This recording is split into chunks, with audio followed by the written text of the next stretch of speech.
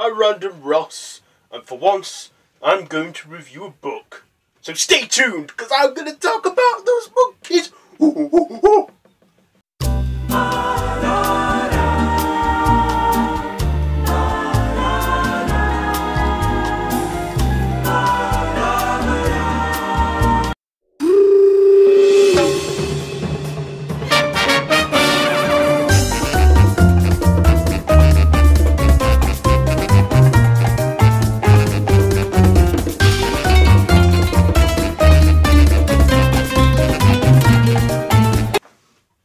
YouTube, it is me, Random Ross, and in case you're wondering what I have on my head, it's a madness fez. So I've been reading the book Le Planète des Singes, translated in English as Planet Monkey or simply Planet of the Apes. So it's a 1963 French novel written by Pierre Boulle or something, and translated by Xander Fielding. So, it's a 1968 French novel, and when I read it, it was a bit complicated to read, but, you know, I am a slow reader, so it does take me a while to get through like a book. But I read it, you know, and I actually thought it was good. But it did have a few elements of not just the 1968 film, but elements of the 2001 film. What it is three astronauts, well, in this case, two astronauts, go into hyperspace and end up in the future and land on another planet where it is ruled by apes. They notice that there's wild humans and, you know, apes and that everywhere, you know, ruled by them. And it does have some of the characters from the films. It has, you know, Zira and Cornelius, and it also has other, you know, a few other characters in it. I don't think I saw Dr. Zayas in the book, but like in the films, the apes are all put into different ways of life. Like the gorillas being the police and the soldiers, the orangutans being like the philosophers and politicians and stuff, and the chimps being like the scientists and the zoologists. Now the film didn't exactly end like it does in the film, where Charlton Heston's like thumping the sand going, "Damn you all to hell!" No, it ends where their spaceship, they manage to rebuild and resalvage it, and then leave planet Earth, leave the planet of the apes, and then they crash land in Paris, because it's a French book after all, where it looks normal, but then they see a jeep come out, and a police jeep come out, and it's a gorilla, and then like the press and stuff all come out, and they're all chimps and orangutans, and they obviously was on, they were either on another planet in the far future, or they went into some alternate timeline where apes rule Earth. But that's quite a good twist on it, but they left it unresolved and that. And that's where the ending of the 2001 remake came into it. So like I just said, it has elements of both the original and the remake in it. And I will get to those two eventually. So this has been my review on the Planet of the Apes novel. So now I'll go and re-watch, because I've got like all the films up on my shelf there. I'll go and re-watch Planet of the Apes, and eventually re-watch the remake, and I'll get back to you on that. So yeah, that's it for this first part of the review, but I'm going to put them all into one big video. Okay, so let's do it.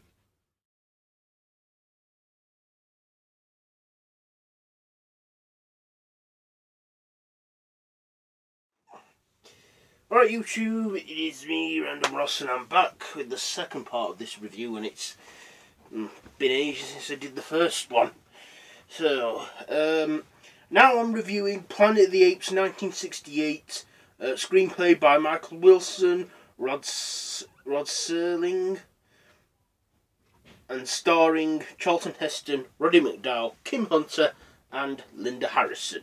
So, pretty much like in the book, they end up in the future going through time, through space and that, and they crash land on another planet, which, if you've seen the film, is ruled by apes. Charlton Heston plays Taylor, and George Taylor, he gets shot or something in the throat. He can't talk for the next bit of the film, but communicates with the apes with writing and stuff. And then eventually says that immortal line, "Get your stinking paws off me, you damn dirty ape," where he shocks all the apes by talking. And then there's the scientist in it, Dr. Zayas, who wants to sort of dissect him and wonder why he's talking and stuff. And then he manages to get sneaked out by Cornelius and Zira, who scientists examining him. And then he makes a getaway with a horse. Also, he befriends like in the book, I forgot to mention her name, Noba, in the film played by Linda Harrison. He takes her with him, and then they make that discovery of the Statue of Liberty in ruins, revealing that he was not on another planet, but he was on Earth the whole time in the future. The film, it had... what did it do? The film was going to have an alternate ending though, where Noba would fall pregnant, but they scrapped that idea and left it at that with the Statue of Liberty, which was so successful they had to make a sequel. Charlton Heston said he'd do the sequel as long as he gets killed in the opening credits. But yeah, Beneath the Planet of the Apes, followed by sort of another sequel with a reboot in it to Escape from the Planet of the Apes, followed by Conquest and Battle for the Planet of the Apes. So yeah, the Planet of the Apes, 1968, it was a good film, I enjoyed it. Roddy McDowall was playing one of his iconic roles in the franchise. He was in all, well, he wasn't in all 5, he was in 4 of them. He wasn't in Beneath the Planet of the Apes, some other person took his role on, but yeah, he had another project on or something. But he played, he reprised his role as Cornelius in 1971's Escape from the Planet of the Apes, and then took on a new role as the son Caesar in Conquest and Battle for the Planet of the Apes. Caesar, I hear you ask, that was just, I don't know, because the recent ones, Rise and Dawn of the Planet of the Apes and the soon-to-be third prequel, War for the Planet of the Apes, I don't know whether that's an alternate timeline or just a reason to reboot it, or they're going with the original history or something of Planet of the Apes. I'm not sure, but yes, Planet of the Apes, 1968, Charlton Heston, Roddy McDowall, and so yes, now I'm going to go watch the remake of Planet of the Apes 2001. So yeah, I'll see you shortly, or maybe another day, because, well, you know the score. It's just I'm doing a 3-part review on that.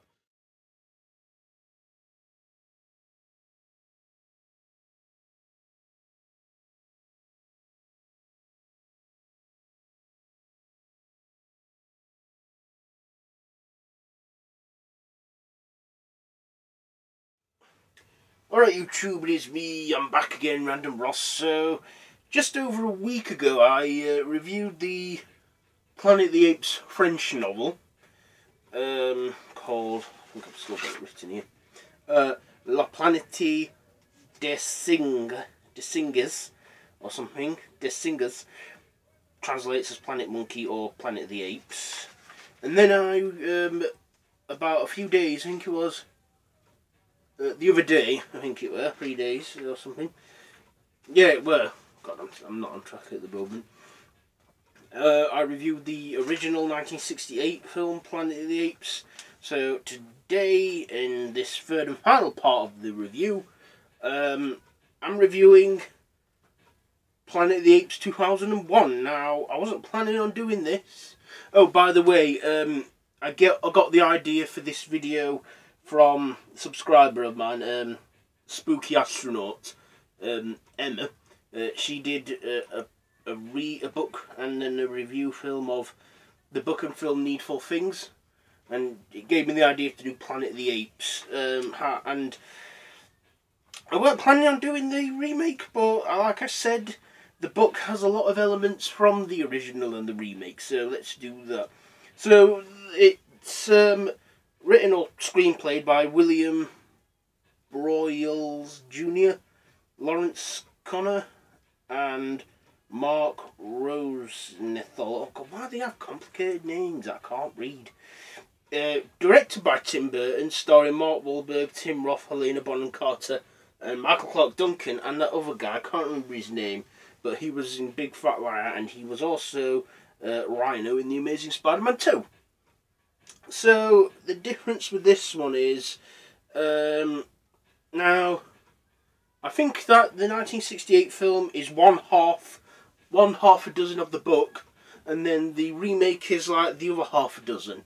Because what happens in it, it's set in 2029, where Mark Wahlberg's character sends his pet chimp off on a space mission, but they lose his ship, so he goes in after him. And then he crash lands on another planet that is ruled by apes. But then he also detects his beacon, his mothership, the mothership, so he tries to get there.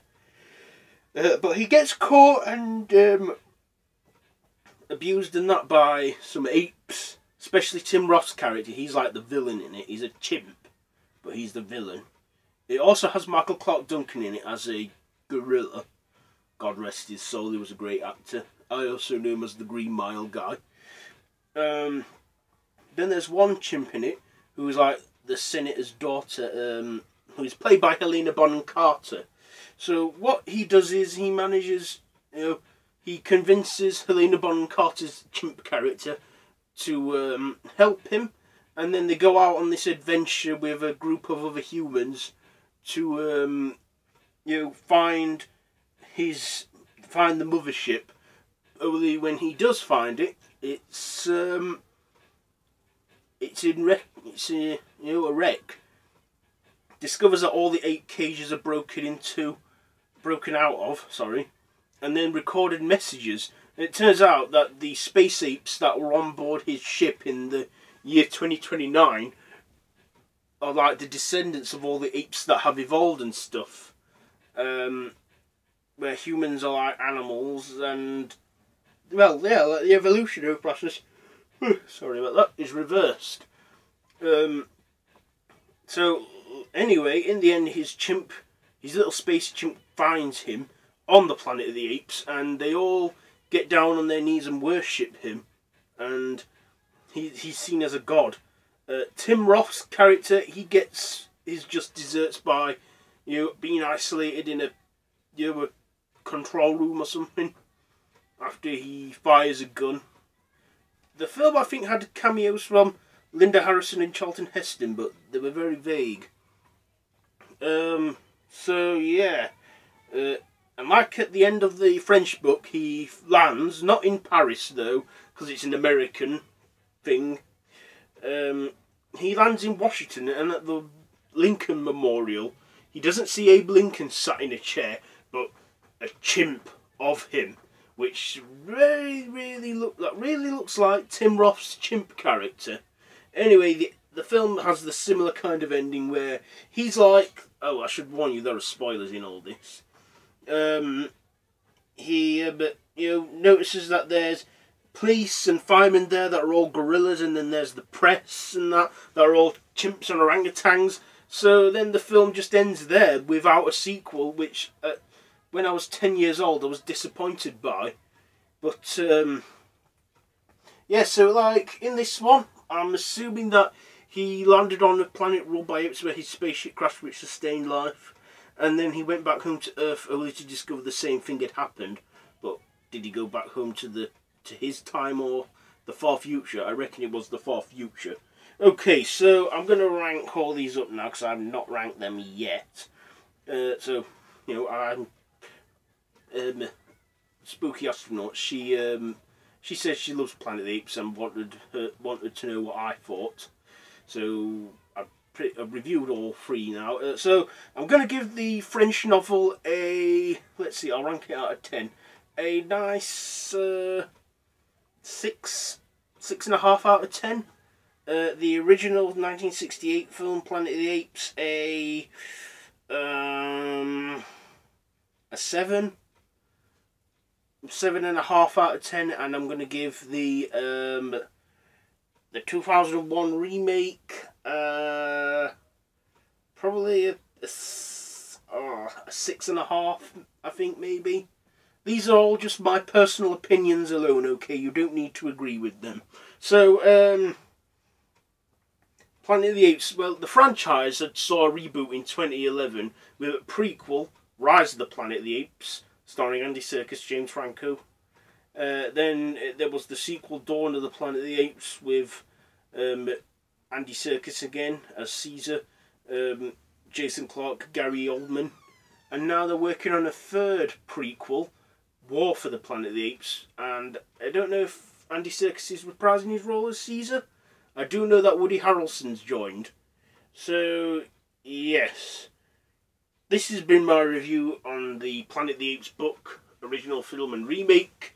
So, yeah, please like, share and comment down below.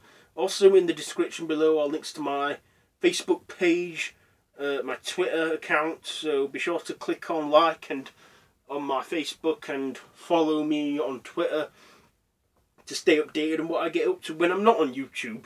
So yeah, this has been my review. So till next time, goodbye friends. Oh, and a very happy new year to you. This is like the day after Boxing Day. No, hang on. Yeah, the 27th. Let's just see.